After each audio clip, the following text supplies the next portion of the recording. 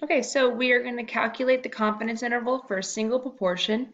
There are 5 total different confidence interval calculations that you can do. So this is the first one that we're going to be looking at. You are going to have to be able to do all 5 of them for a test. When you're looking at a single proportion, there's a couple different ways that I can actually present it to you and how to actually calculate the proportion that you need for your confidence interval.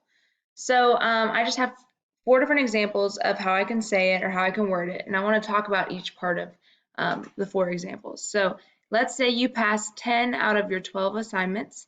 That means you had 10 successes. Okay, and actually over on the side, I'm going to write how many total samples or how many total attempts that I had. So if we did 10 out of 12, that means we had 12 total attempts. So to find a sample proportion, it has this little P with a hat on it. That means sample proportion. So to find a sample proportion, you take the number of successes, which is going to be P, and you divide it by the total sample size. So P is the number of successes, and N is the total number of attempts. So here, if we want the proportion, we take 10 successes over 12 attempts, and that would give us a proportion of 0.83. So there's a difference between a proportion and a percentage. A proportion is the decimal, whereas the percentage would be 83%. I want the proportion for my confidence interval. Okay, so let's say that you passed 80% of your 10 assignments.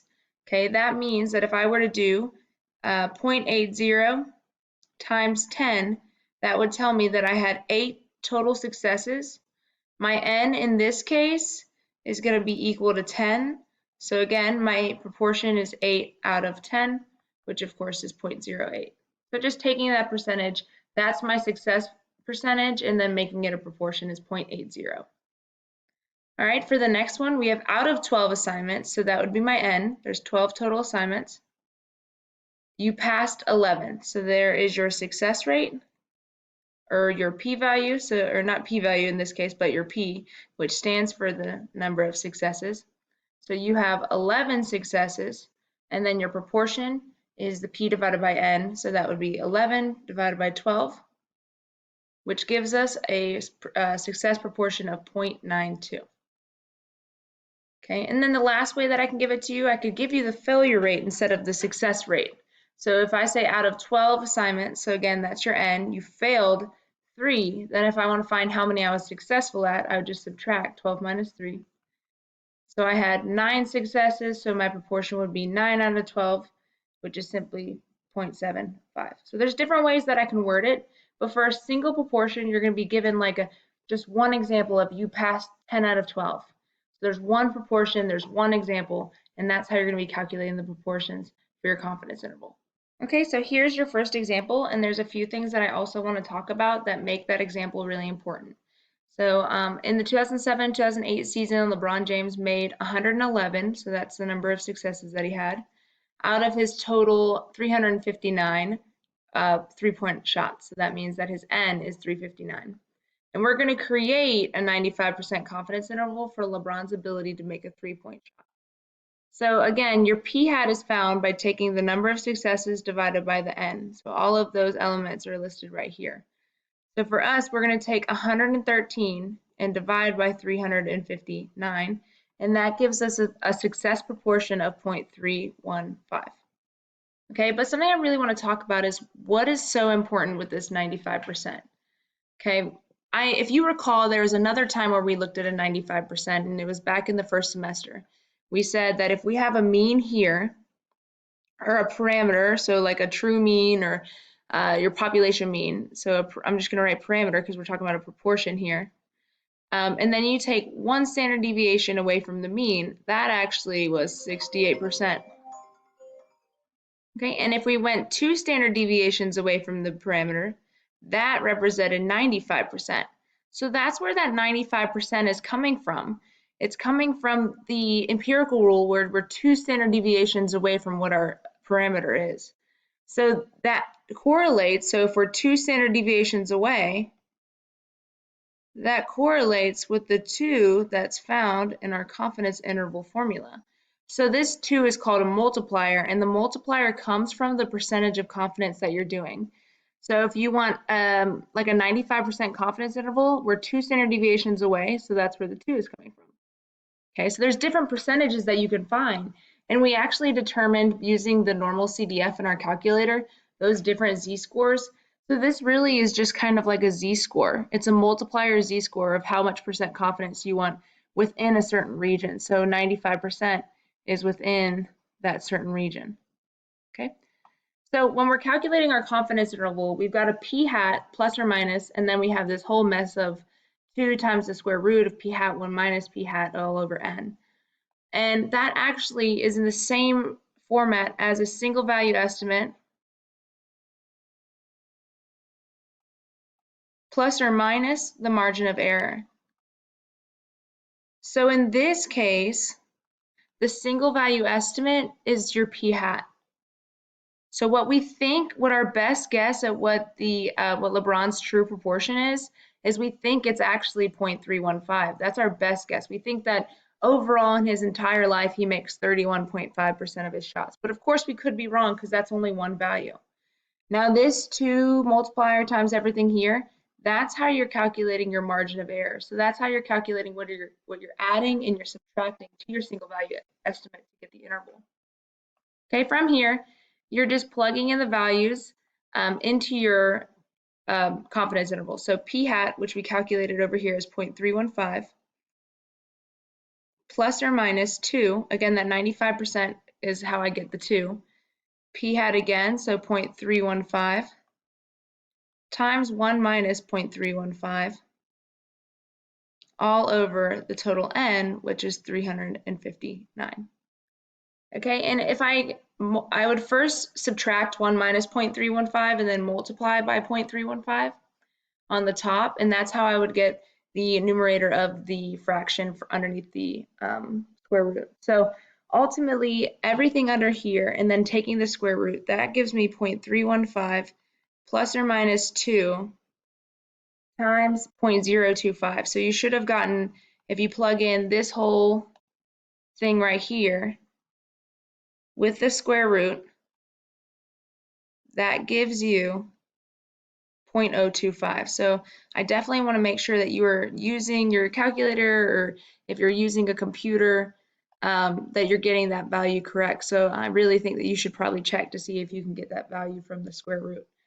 Okay, from there, I'm taking 0.315 plus or minus, just multiplying by my multiplier gives me 0.05. So 0.315 is my single value estimate again, and I'm using SVE as my abbreviation.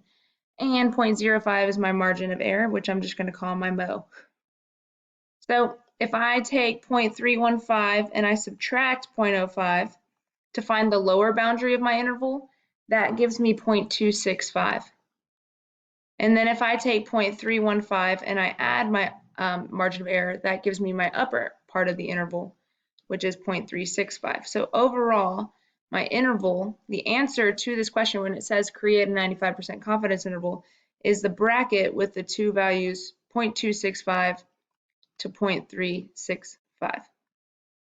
Okay, so it's a lot of plugging in. It's something that we're usually not used to because we're doing hypothesis test and writing a lot of words, but here's a fun situation where you get some more algebra in it. Okay, and then if we're interpreting the confidence interval, let's see if we have enough room. We are 95% confident that the interval of plausible values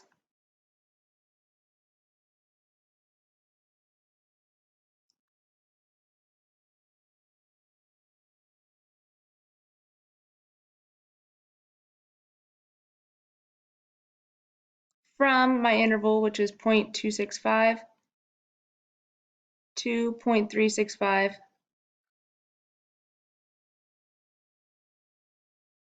contains LeBron's. Okay, and I'm going to go back up here. It says ability, but we're using that more advanced language, so we're going to say his true proportion. So LeBron's true proportion to make 3 pointers. True proportion to make, sorry, running out of room, 3 pointers. Okay, so we're 95% confident that the interval of plausible values from 0.265 to 0.365 contains LeBron's true proportion to make 3-pointers. Okay, and there's a couple important ideas that come from the single proportion confidence interval. So if we wanted to make the confidence interval more narrow, so if I wanted to make it more accurate or feel like I'm getting closer and closer and closer to what that true proportion actually is, there's a few things that you can do. So the first thing that you can do is you can increase the sample size, which means that you're going to make n bigger. I'm going to just write n bigger. Okay, and what happens there is you're dividing by a larger number, which means that this fraction as a whole becomes smaller. So this square root becomes even smaller, so your margin of error is becoming smaller. So that's going to decrease the amount of variability you have in your confidence interval. So it's going to make your confidence interval smaller. So decreasing n makes a smaller confidence interval.